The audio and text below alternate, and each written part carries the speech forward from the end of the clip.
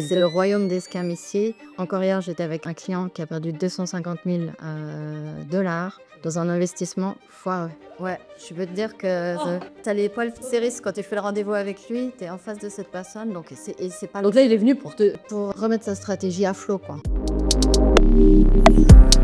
Le mouton à 5 pattes.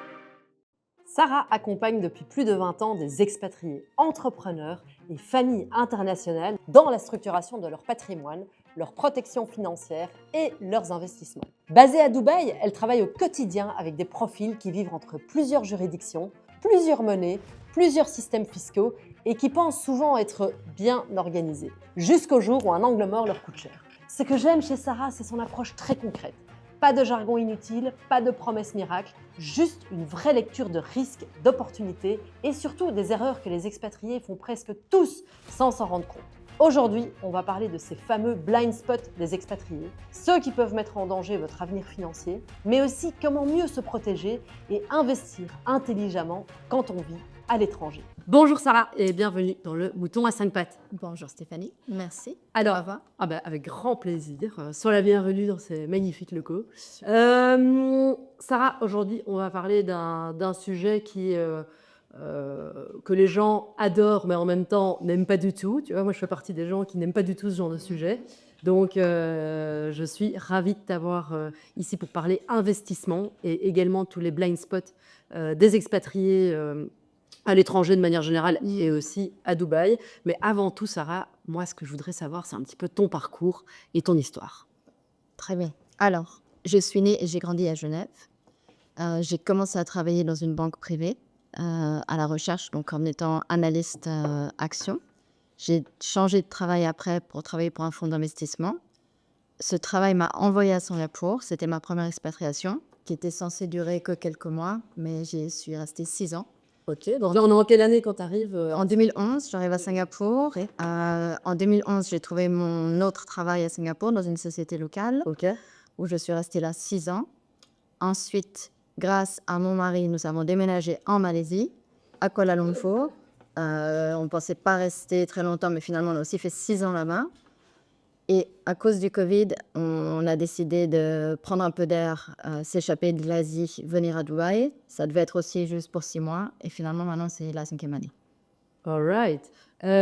Comment s'est passée ton arrivée ici à Dubaï? Et bah, très bien, c'était une bouffée d'oxygène parce qu'on ne faisait plus rien en Malaisie, on était en lockdown complet. Donc l'arrivée à Dubaï s'est très bien passée, on va dire, au niveau du lifestyle. Par contre, le choc, ça a été la recherche de travail. La recherche d'emploi, arriver ici, c'est quelque chose que j'avais jamais vécu dans mes autres expériences avant. Parce que moi, quand je postule pour un job, en général, j'ai au moins une réponse ou au moins un entretien. Et là, c'était le silence radio. Donc ça, c'était la première claque que je me suis prise en arrivant ici. Ouais. Alors, c'est pas le sujet du jour, mais effectivement, c'est quelque chose. Alors, moi, j'ai encore vécu hier avec un candidat en entretien qui arrivait de France, la fleur au fusil, en mode non, mais je vais explorer les options et les opportunités. Et on l'a quand même prévenu. Écoute, voilà comment ça va se passer. C'est quand même un monde assez violent. Peu importe le parcours, finalement, même des beaux parcours doivent parfois Tout à fait. voilà, se battre pour trouver une bonne fonction. Comment tu trouves ton poste actuel et comment tu vas le finir par le trouver? Alors, grâce à une communauté professionnelle qui s'appelle Conchmam, j'étais à un événement là-bas et le fils du fondateur de la société nous a parlé de prévoyance professionnelle. Et non, c'est un sujet qui m'intéressait beaucoup, auquel j'avais déjà quelques questions parce qu'avant, moi, j'étais donc dans la gestion de fortune. Donc, il y avait quand même toute une partie du sujet que je connaissais. Et je suis allée le voir et je lui ai dit est-ce que vous avez besoin de nouveaux, enfin, de quelqu'un, quoi, de nouvelles personnes, de nouveaux employés? Il m'a dit oui, tous les jours. Donc, il m'a mis en contact avec les ressources humaines et ça a commencé comme ça. Prévoyance professionnelle. Qu'est-ce que c'est que ça, Sarah? Voilà, ça, c'est quelque chose, quand on vient d'Europe, on n'y pense pas trop parce que les gouvernements et les employeurs le font pour nous. Oui. Mais quand on arrive ici, eh ben, il n'y a rien. En fait, on n'a aucune protection. Souvent, quand on s'expatrie, on gagne une qualité de vie. Des fois, on a un meilleur revenu qu'avant. Donc, on se dit, c'est bon, je gagne plus, j'ai de la liberté financière, je suis bien. Mais en fait, on se rend compte plus tard qu'on perd en protection. On perd en protection, ça peut être déjà tout simplement avec les assurances santé. Ici, on dépend de notre employeur. Pour le choix des établissements où on peut aller, le niveau de couverture. Et puis, il n'y a pas de retraite. L'employeur ne cotise pas pour vous. Et puis, il n'y a pas un endroit officiellement où on peut cotiser pour sa retraite. Donc, on doit le faire nous-mêmes. Mais pour nous, Européens, qui n'avons jamais pensé à ça avant, le faire nous-mêmes, ça veut dire quoi, en fait? Où il y a tellement d'informations, il y a tellement d'offres, il y a tellement de publicité aussi qu'on ne sait même pas par où commencer. Si on veut économiser l'argent, à part avec notre compte en banque aujourd'hui, comment on fait? Il y a plein de gens qui n'ont aucune idée de comment ça marche. Alors, quand quelqu'un arrive chez toi, typiquement, ça pourrait être moi. Dis-moi, alors là, prévoyance professionnelle, déjà, j'en avais jamais entendu parler, donc c'est déjà assez fascinant. Quelles sont les premières questions que tu vas poser et les premiers conseils que tu vas donner? Double question. Déjà, première chose, on établit où est la personne aujourd'hui. Qu'est-ce qu'elle a en place, si elle a des choses en place ou pas. Quelle est sa situation familiale, mariée, avec des enfants, et quelles sont les charges. Et puis après, on regarde où est-ce que la personne veut être. Certaines personnes savent qu'ils sont en contrat avec une entreprise, d'autres sont entrepreneurs, d'autres veulent prendre leur retraite à 50 ans, d'autres veulent travailler jusqu'à plus tard. Certains veulent aller sur une île pour être à la retraite, d'autres veulent vivre en Europe. Enfin, on pense, on regarde quel est le but. Et ensuite, on calcule qu'est-ce qu'il faut pour ce but. Et puis, on planifie combien est-ce qu'il faut économiser, comment l'investir, quelles sont les protections à mettre en place. Et voilà, on fait un roadmap, si tu veux, de comment aujourd'hui tu en es là, tu gagnes ton argent, tu as telle charge, tu as envie d'être là à 60 ans, comment faire pour y arriver. Et de 60 ans après à plus, comment tu vas vivre, quel genre de revenu tu vas avoir. Donc, on essaie de mettre tout ça sur papier et puis de travailler sur un plan. Un plan d'investissement, un plan de protection. On parle beaucoup d'automatisation, mais au fond, le recrutement reste une histoire de personnes. Et c'est exactement ce que fait Weagly. Rapprocher la tech et l'humain. Une AI qui aide à mieux comprendre les gens, pas à les remplacer. Et ce, peu importe dans le monde. Donc, comme tu dis, sur une île, où je veux rentrer en Europe, où je veux rester Voilà. ici, quoi. Donc après tout, évidemment, toutes les solutions aujourd'hui sont portables. Ça veut dire qu'aujourd'hui, tu es expat ici aux Émirats, tu seras peut-être expatrié dans une autre ville, dans un autre pays plus tard, tu vas retourner dans ton pays d'origine, le produit continue à te suivre, continue à te protéger, tu pourras bénéficier de l'argent que tu as économisé toutes ces années, le retirer l'argent dans le pays où tu es, etc. Mais là, il y a les questions de taxes, de fiscalité qui se mettent en place. Ici, on ne se pose pas la question. En Europe, clairement, il y a la question de la fiscalité qui est là. Donc, c'est quelque chose aussi auquel les gens doivent penser. Donc, souvent, c'est ça, c'est que les gens sont sur un petit nuage. Je suis expatriée, je gagne 2 fois plus qu'avant, je ne paye plus d'impôts, je vis au soleil, tout est beau. Mais souvent, on se rend compte trop tard qu'il fallait penser à certaines choses avant. Et puis, parce que oui, c'est pas quand il y a un problème qu'on organise, c'est avant qu'il y ait le problème qu'il faut mettre les choses en place. Ok, top. Et alors, du coup, quels sont les conseils que tu donnes, les conseils généraux, on va dire, quand quelqu'un vient te voir Ok. complètement ignare comme moi? Déjà, première chose, regarder la couverture d'assurance santé que l'employeur te donne. Est-ce que c'est en ligne avec tes attentes? Sinon, nous, à Dubaï, on a la chance, on peut avoir 2 plans d'assurance. C'est pas le cas pour Abu Dhabi, par exemple. Donc, si ton employeur a un plan restreint, enfin basique, tu peux très bien, de ton côté, te faire une assurance comprehensive. Voilà, comme ça. Parce que l'assurance maladie, c'est la première protection, parce qu'ici, ça coûte tellement cher, les soins médicaux.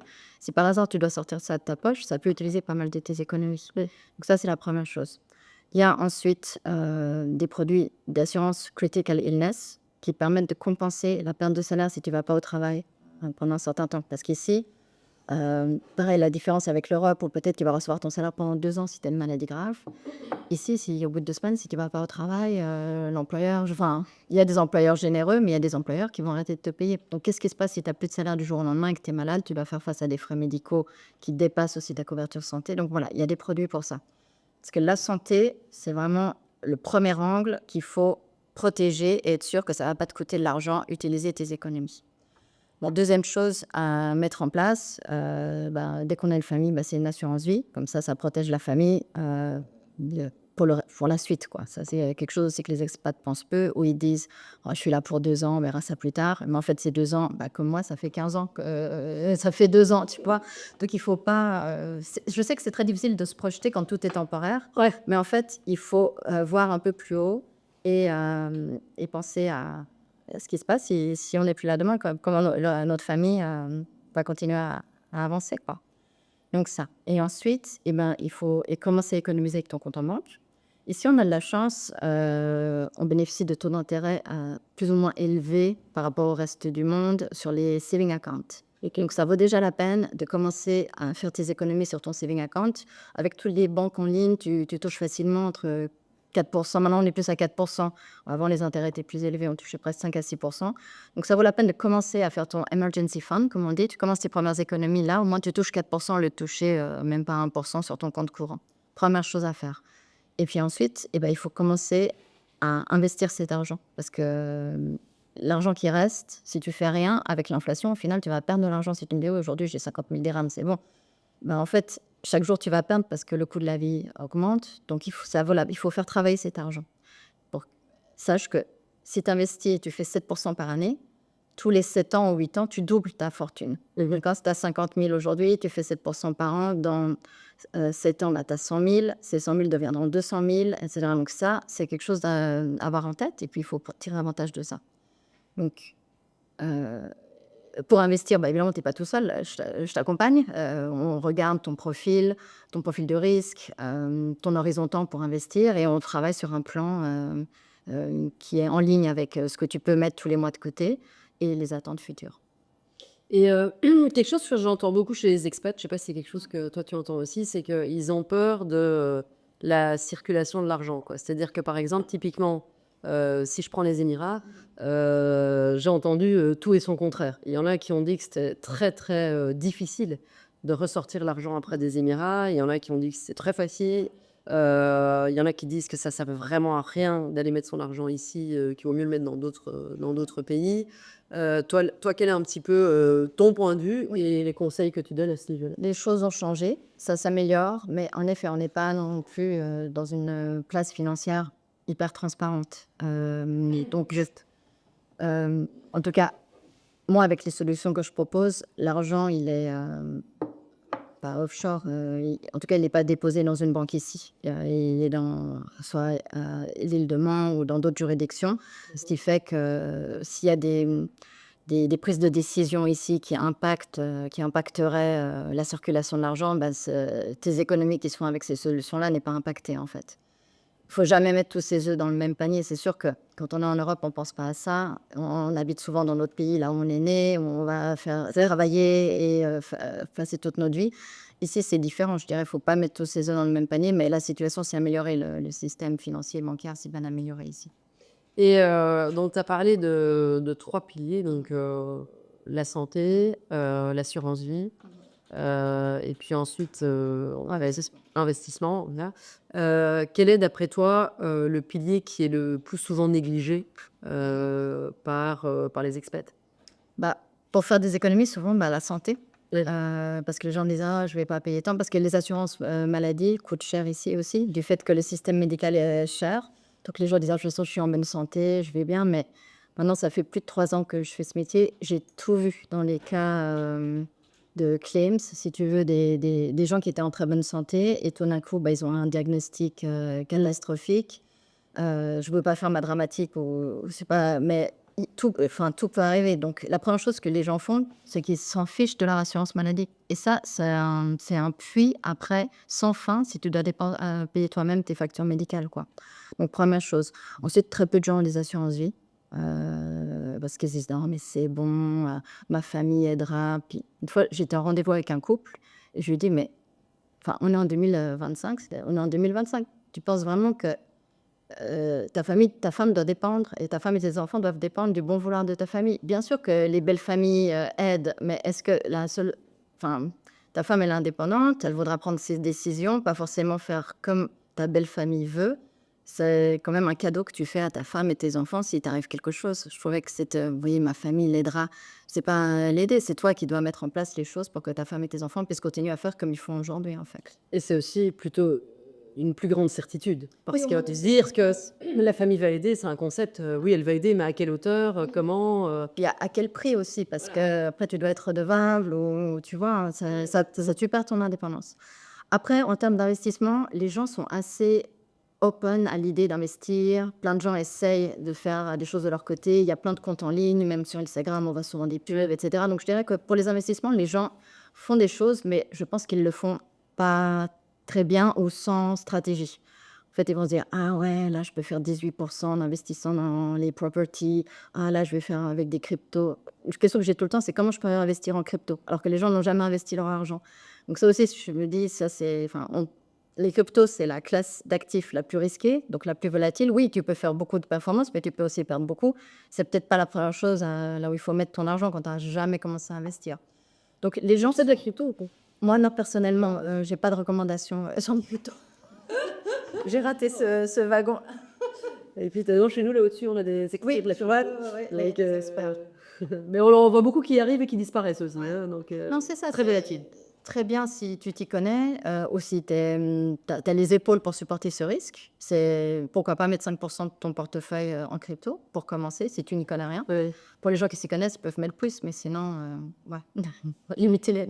Du coup, est-ce que la plupart des gens que tu as en face de toi sont des personnes qui savent exactement ce qu'elles veulent, ou alors c'est des personnes qui arrivent chez toi plutôt en mode aide-moi, je sais pas du tout quoi faire, je sais qu'il faut que je fasse quelque chose, mais je ne sais pas. Non, c'est plus la deuxième. Les gens savent qu'ils doivent mettre des choses en place, mais ils savent pas par où commencer. Soit ils ont essayé, puis ça n'a pas marché, ils ont perdu de l'argent en faisant des investissements. Beaucoup dans l'immobilier ici, il y a quand même eu des scams et aussi des projets qui n'ont pas fonctionné. C'est pas que des mauvaises intentions. Beaucoup d'argent ont perdu de l'argent en immobilier. Ils savent plus trop, ils savent pas par où commencer. Ok. Et qu'est-ce qui change avec ton expérience? Qu'est-ce qui change entre quelqu'un qui vivra toute sa vie en Suisse, on va dire, est né en Suisse et vivra voilà, toute sa vie là, et un expatrié qui va aller dans différents pays? Quelle est la différence en matière de stratégie d'investissement? En fait, la personne expatriée, elle n'a plus aucun filet de sécurité. Elle n'est pas prise en charge par son gouvernement. Si elle perd son travail, si elle tombe malade, et à sa retraite, à ses 65 ans, il n'y a rien qui l'attend. Donc ça, c'est la première chose, pas seulement quand on vient de Suisse, mais de n'importe quel pays. Si on quitte et qu'on ne garde rien, il y a différentes terminologies selon le pays d'où on vient. Dans certains pays, on peut continuer à contribuer pour sa retraite. Donc si vraiment on ne fait rien du tout, on n'a plus de filet de sécurité. Donc, la stratégie, c'est pas parce qu'on est expatrié ou qu'on est resté en Suisse qu'on a une différente stratégie. La stratégie, c'est plutôt en fonction de ton âge, de ta capacité à investir et de l'horizon temps que tu as devant toi. Quelqu'un qui a 55 ans et qui va commencer à investir maintenant pour les 10 prochaines années avant sa retraite, on ne peut pas faire quelque chose de très risqué pour cette personne. Elle n'a pas beaucoup de temps pour investir.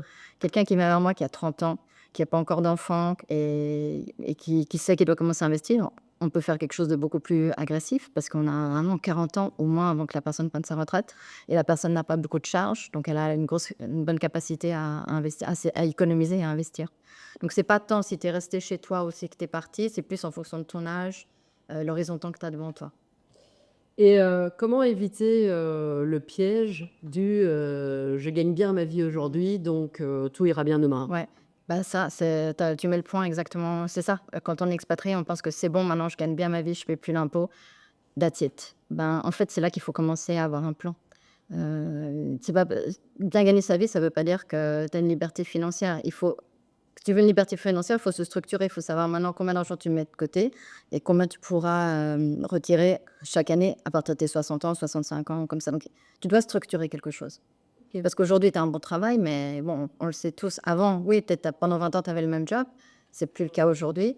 Donc, ouais, il y a plein de questions qui rentrent en compte. Le monde a changé, c'est sûr. On doit se protéger. Personne ne va faire ta protection pour toi, je pense. Et comment tu fais je vais te donner, moi, un de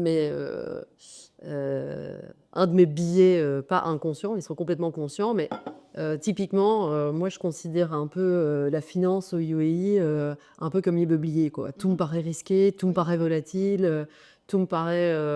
c'est quelque chose qui me fait très peur. Ouais. Et du coup, ça me freine, ça me bloque, plutôt que de m'encourager à aller prendre des actions. Ouais. Enfin, entreprendre des actions, je veux dire. Ouais. Comment tu fais en sorte d'enlever ces billets que des personnes peut-être comme moi peuvent... Ah oui, tu n'es pas la seule, c'est clair. Parce qu'ici, on reçoit beaucoup de pubs sur les réseaux ou par téléphone de gens qui ont des projets ou des investissements faramineux. Ça a tous été des scams. Et c'est le royaume des scams ici. Encore hier, j'étais avec un client qui a perdu 250 000 dollars dans un investissement foireux. Ouais, je peux te dire que t'as les poils serrés quand tu fais le rendez-vous avec lui, tu es en face de cette personne. Donc là, il est venu pour remettre sa stratégie à flot, quoi. Et c'était quel type de scam, on va dire C'est un scam qui avait pignon sur eux ici.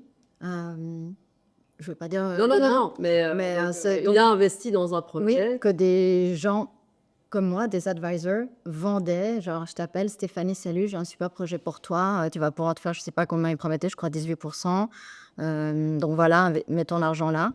Et en fait, c'est pas forcément la force de vente qui montait, c'était la personne qui avait créé cette structure, qui du jour au lendemain, a fermé bureau, disparu, donc parti avec l'argent il est parti avec des millions et des millions. Donc des scams comme ça, il y en a tout plein depuis que j'habite à Dubaï et surtout depuis que j'ai recommencé à travailler. Donc nous, déjà moi je travaille pour une structure établie qui est ici depuis 30 ans. On propose que des produits qui sont régulés par les différentes institutions financières, que ça soit le DFC, mais qui sont aussi régulés souvent à l'étranger. Donc on a différents moyens pour rassurer la personne. Ensuite, selon ton profil, je ne vais pas te recommander des choses qui ne correspondent pas à tes attentes financières. Si tu es quelqu'un qui a peu d'aversion, enfin qui est risk averse, donc qui ne peut pas imaginer perdre un centime sur son investissement, il y a des investissements protégés pour toi, ou garantis, où le capital est garanti et tu as des intérêts qui vont tomber. Donc ça sera moins élevé que quelqu'un qui a son portefeuille en crypto, évidemment, mais au moins toi tu sais: «OK, j'ai mis mes 100 000 dirhams dans ce produit d'investissement. Mon capital est garanti. Chaque année, je gagne à 5%, j'invente, et tu sais que tu vas faire croître ton capital de cette manière-là». Mais moi, je m'efforce d'être une boring advisor. Je fais les choses simples, transparentes. J'essaie pas de faire le dernier truc, ou de promettre monts et merveilles sur des investissements, parce que j'ai tout vu. Ça fait quand même ça fait presque 25 ans que je travaille. J'ai toujours été en finance. En Asie, ici, j'ai vu les scams, j'ai vu les promesses de produits magiques qui t'apportent ci et ça marche pas. Donc, faut rester des produits traditionnels, des choses qu'on connaît, qu'on comprend. Et aussi, j'aime bien que mes clients ils investissent dans quelque chose qu'ils comprennent. Tu vois, si je te dis, achète tel produit structuré où tu fais du A plus B fois C fois... Et si tu comprends même pas mon explication, pourquoi tu vas investir dedans? Tu vois, j'aime bien que mes clients ils comprennent exactement qu'est-ce qu'ils ont. S'ils comprennent pas, c'est que c'est pas du tout pour eux, quoi. OK. Du coup, à l'inverse, comment tu fais pour, te démarquer, des scams, et de construire une confiance Ouais. avec des prospects, des futurs Ouais. clients? Il y a deux choses. Un, comme je travaille quand même pour une entreprise établie, où c'est eux qui sélectionnent les produits qu'on distribue aux clients. Donc ça, c'est le premier. Enfin, la qualité est là. Enfin, on a une équipe des investissements qui sélectionne les produits, et nous, la force de vente, on les distribue à nos clients. Ça, c'est la première chose. Ensuite, j'essaie vraiment d'avoir des relations personnelles avec chacun de mes clients. Mes clients deviennent un peu mes amis après, mais on se connaît parce que je connais plein de choses sur leur vie privée. Donc, ils se sont ouverts. C'est pas le premier jour qu'ils me racontent toute leur vie et qu'ils me disent où ils en sont dans leurs finances. Ça prend plusieurs temps. Donc, j'essaie de m'attacher à ça, de construire la relation avec eux, une relation de confiance. Je réponds tout le temps au téléphone, je suis tout le temps disponible. J'explique encore et encore et encore. Je veux que la personne ait 100% confiance en moi. Et franchement, l'année dernière, j'ai un client qui m'a appelé, ça m'a vraiment fait plaisir. Il m'a dit: «Franchement, Sarah, tu réponds toujours au téléphone, tu es toujours présente. C'est pas la même chose pour nos amis qui sont sur des call centers en attente et tout ça». Et j'étais là: «Ah, mais enfin, c'est gentil. En fait, moi, je suis juste normale. Enfin, pour moi, c'est normal d'être comme ça quand des gens qui nous font confiance, que ce soit pour une assurance maladie ou pour des investissements». Mais en tout cas, voilà, je pense que je diffère un peu du marché si la personne m'a fait ce commentaire. Oh, beh, c'est top ça. Et entre le moment où tu as est-ce que tu as des stats sur entre le moment où tu as le premier contact, le premier touch point, je veux dire, et le moment où il signe avec toi, Ouais. ça peut prendre combien de temps en moyenne? Je dirais entre 3 mois et 1 an.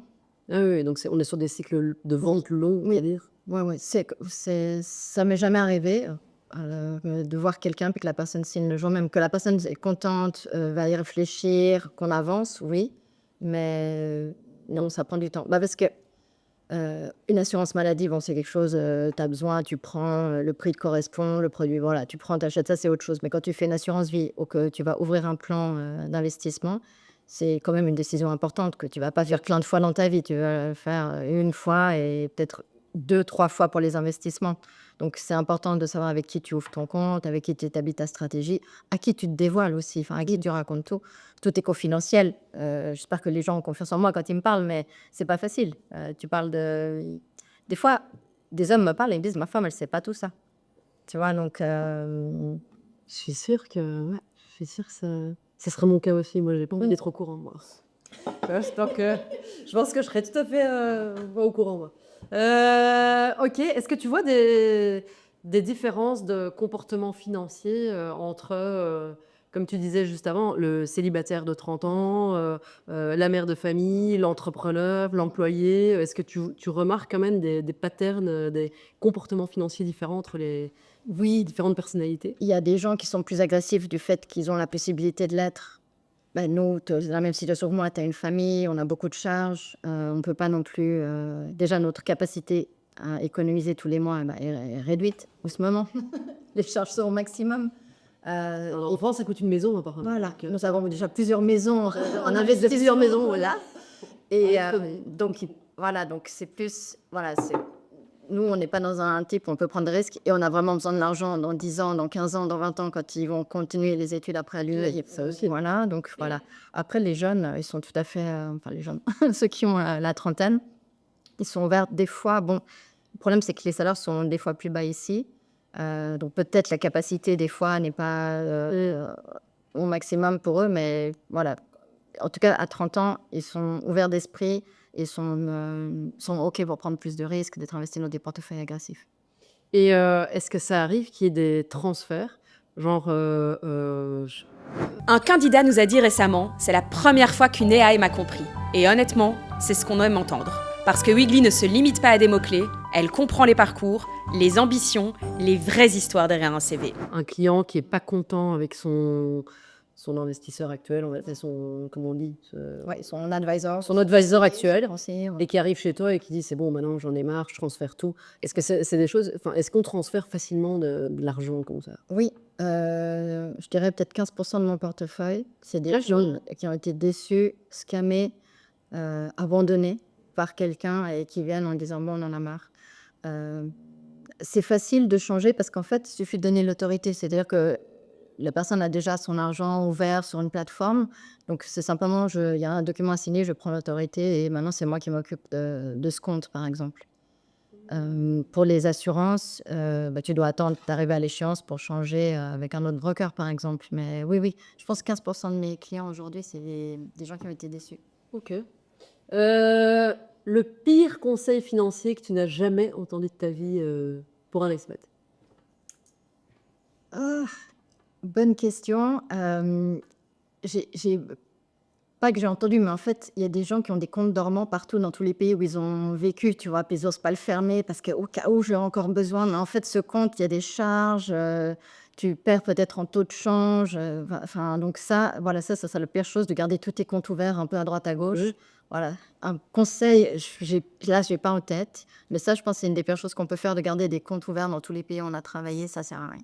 Et une décision financière que beaucoup regrettent, souvent trop tard? Bah, en fait, de ne pas avoir regardé ce qu'ils avaient. Tu vois? Que ce soit pour l'assurance maladie, de ne pas avoir vu qu'ils ne pouvaient pas aller à Mediclinic ou qu'ils avaient une limite à 150 000 dirhams. Voilà, ça, tu te dis: «Mince, mais en fait, je ne savais pas». Oui, bah, c'était que noir sur blanc, c'est que sur la première page, donc Oui, je savais pas du tout non plus, l'histoire des 2 plans. oui, à Dubaï, oh, à Dubaï, les autres Émirats, non. À Dubaï, on peut, donc si les gens sont avec un mauvais plan de base, on peut prendre un plus élevé. OK. Et si tu pouvais corriger une seule croyance, chez les expatriés, ce serait laquelle? Faut pas avoir peur des chiffres, tu vois? Il faut pas avoir peur des chiffres, qu'est-ce qui fait peur, en fait? De bien gagner et de planifier, enfin, des gens me disent des fois: «Ah, mais je peux mettre que 150 dirhams de côté ce mois, cette semaine». Par contre, je fais: «Mais c'est déjà 100 dirhams que tu as pour ton futur qui est là», tu vois? Donc n'aie pas peur des chiffres. On va tout mettre noir sur blanc, on va regarder où tu en es. De toute façon, tu es déjà dans cette situation, tu n'as pas à avoir peur, hein. Oui, c'est toujours donc voilà, ça, c'est le plus important. N'ayez pas peur des chiffres. On va juste mettre en place un plan, et je pense que d'avoir clarité sur sa situation financière aujourd'hui et savoir combien on peut avoir pour sa retraite, bah, en fait, c'est que du bénéfice de savoir. Ouais, ouais, ouais. Bah, peut-être que tu as envie d'investir dans d'autres choses, je sais pas. Voilà, alors après, bah, après la discussion est ouverte, mais au moins savoir où tu es aujourd'hui, savoir en continuant d'investir combien d'argent ça va te donner, à 60 ans, savoir combien d'argent tu vas pas retirer tous les ans. En fait, c'est juste, de la transparence et puis un peu de clarité sur ta situation. Faut pas avoir peur. Précieux. Et la dernière question du jour, un conseil que tu donnerais à ton toi expat d'il y a 20 ans. Mets de l'argent de côté tous les mois, le jour où tu reçois ton salaire. Fait mal celui-là, c'est celui que j'aurais dû faire. Et même, bon, si tu peux mettre que 5%, mets que 5%, mais surtout, par exemple, moi, quand je suis partie expatriée, j'avais 30 ans, je gagnais très bien ma vie à Singapour, j'avais aucune charge à part mon loyer et mes sorties. Il faut mettre un maximum de côté à ce moment-là. Jamais plus tu as autant d'argent à disposition. En tout cas, dans mon cas de figure, jamais plus j'ai eu autant d'argent à disposition à pouvoir économiser que quand j'avais la trentaine et que j'étais à Singapour. Donc, et tout le jour où tu reçois ton salaire, tu mets l'argent de côté. En fait, ton salaire, c'est pas ce salaire-là, tu le reposes celui-là. Et tu dois déjà te dire que tu vis avec moi. Alors, c'est fait bizarre le premier mois, le deuxième mois, mais après, tu oublies que tu t'habitues à vivre avec moi. Donc ça, voilà, c'est le conseil numéro 1. Anticipation et prévision. Merci beaucoup, Sarah, pour ce moment financier, cette minute d'apprentissage. Et à tous mes auditeurs de Moutons à 5 pattes, je vous dis à bientôt. Au revoir. Au revoir. Ciao. Ce que j'aimerais que vous reteniez de cette conversation avec Sarah Lombardi, c'est que les blind spots des expatriés ne viennent pas d'un manque d'intelligence. Ils viennent souvent d'un excès de confiance, d'un manque de temps ou de cette idée dangereuse que ça ira toujours bien plus tard. Vivre à l'étranger, entreprendre, investir dans plusieurs pays, c'est une chance incroyable, mais c'est aussi une responsabilité. La vraie question n'est pas « est-ce que je gagne bien ma vie aujourd'hui ?» mais la vraie question c'est « est-ce que je suis vraiment protégée pour demain ? Est-ce que mes décisions sont alignées avec la vie que je mène réellement ?» Si cet épisode vous a fait réfléchir, tant mieux, parce que la meilleure décision financière, c'est souvent celle qu'on prend avant qu'un problème arrive. Merci Sarah pour ton regard clair, concret et sans bullshit. Et merci à vous de nous avoir écoutés. On se retrouve très vite pour un prochain épisode. Et si cet épisode vous a plu, n'hésitez pas à commenter, partager ou liker et à le transmettre à tous vos amis. Bonne journée, à bientôt.